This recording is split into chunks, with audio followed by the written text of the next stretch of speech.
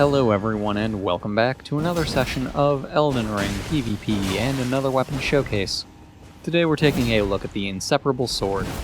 This is a weapon that you get at the Prince of Death's throne after giving Dee's brother the twinned armor. This weapon is one that I have some mixed feelings about. I feel like the weapon is a bit boring. The moveset isn't unique.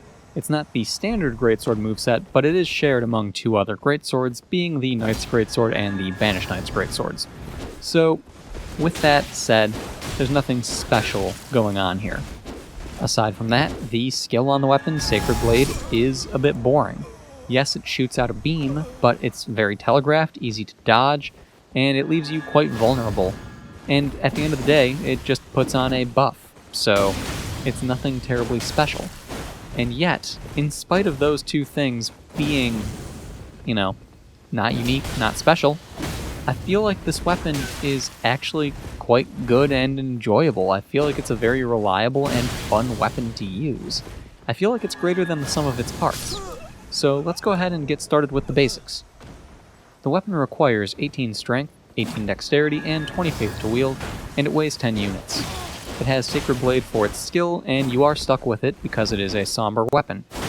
At plus 10, it has a physical base damage of 240, a holy base damage of 240, a descaling in strength, descaling in dexterity, and a descaling in faith.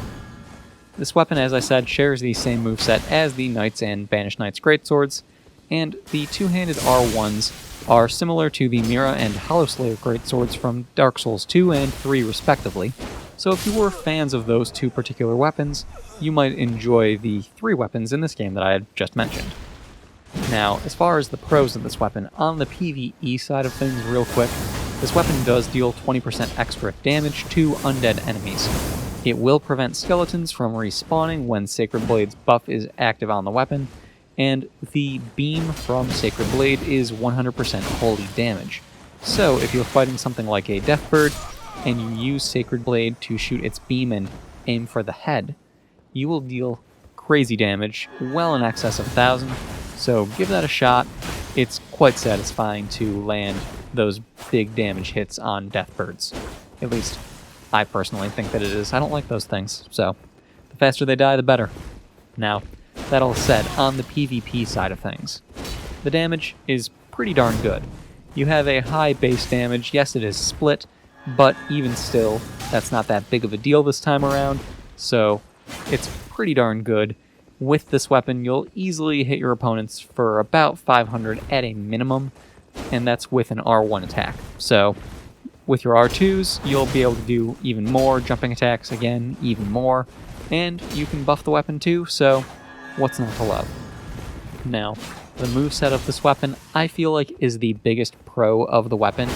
Your R1s actually have a bit of a unique thing going on with them. Your first two R1s are a set of vertical slashes that return you back to a guarding position. And your second two R1s, and this is with the two-handed moveset, by the way, your second two R1s are horizontal slashes, the first going from right to left, the second going from left to right. Now, with those as well, they do return you to that same guarding position. Unfortunately, with the weapon, it does not actually block anything or reduce damage in any way when you are in that guarding position. At a glance, it appears like it would just be for aesthetics. But it also makes it harder for your opponent to tell what kind of attack is coming next. And that is important, and that's part of what makes this weapon so reliable and so good to use. With this weapon, if you do 3 R1s in a row, you'll of course do a vertical attack, and then a horizontal. That makes sense. But if you do an R2 followed by 2 R1s, your R2 is a horizontal slash, you'll do a vertical attack, just like you would normally, but then your third swing is not going to be a second vertical. You go straight into your third attack of your R1 chain, being your horizontal slash from right to left. So that can catch people off guard. If they don't know that this weapon does that, then what a lot of people tend to do is they'll actually just dodge towards you. They see the R1 attack and they assume that it's going to be another vertical slash. Because a lot of people, when they're using weapons, they don't go for 3 R1s in a row with greatswords, because it's not typically a good thing to do. But with this weapon, it actually works out quite well, because the attack is faster than people expect, and it is a type of attack people don't expect. So when they dodge towards you, because they're expecting to easily be able to dodge towards you to avoid a vertical slash, that horizontal swing will catch them, especially if you unlock and free aim it towards them, like I did in the first fight of this video, and with a couple of other fights throughout the video. It is quite reliable and consistent, so keep that in mind when you're using this weapon. Same goes for the Knight and Banished Knight's greatswords. Same thing applies with those. Keep that in mind when you're using them and when you're fighting against them, because if someone goes to take advantage of that, you need to be ready to get out of the way, basically. Now, all of that aside, the other benefits to the moveset, of course, are going to be the more standard greatsword benefits. You will have pretty good backstep attacks with your one-handed and two-handed backstep. Your running R2s are going to be quite nice as well, being a wide sweeping slash. I like those attacks a lot. I use them a lot and get myself into trouble with being predictable because of it. So, you know, it is what it is.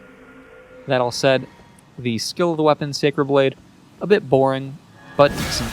It shoots out a beam of light, like I said earlier on, 100% holy damage, and the buff that it applies to the weapon is a flat 85 holy damage for 20 seconds.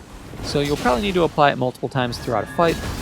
I've had good luck actually running away from my opponent, getting them to chase me, and then smacking them with that beam as they're chasing me. They don't expect me to go for it, and it ends up hitting them as they're trying to chase me down. So it works out decently well. Now the cons of the weapon, of course. The damage is pretty good, but don't trade with heavier thrusting weapons. They can benefit from the Spear Talisman, and you can't, so don't do it. Hyper armor on the weapon also is not that great.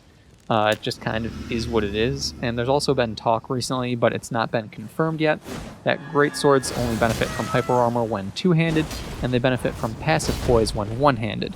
So that's something to keep in mind.